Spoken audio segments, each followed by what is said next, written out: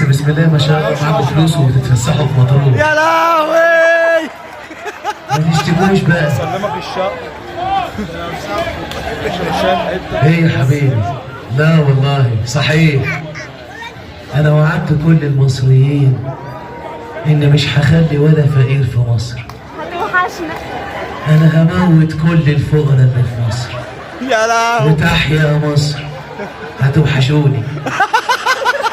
شوفوا الحفلة الجاية بعيش وحلاوة. لو انا جيت الحفلة يا حاج انا باكل عيش يا أم والله. هما كلمتين. تحيا مصر.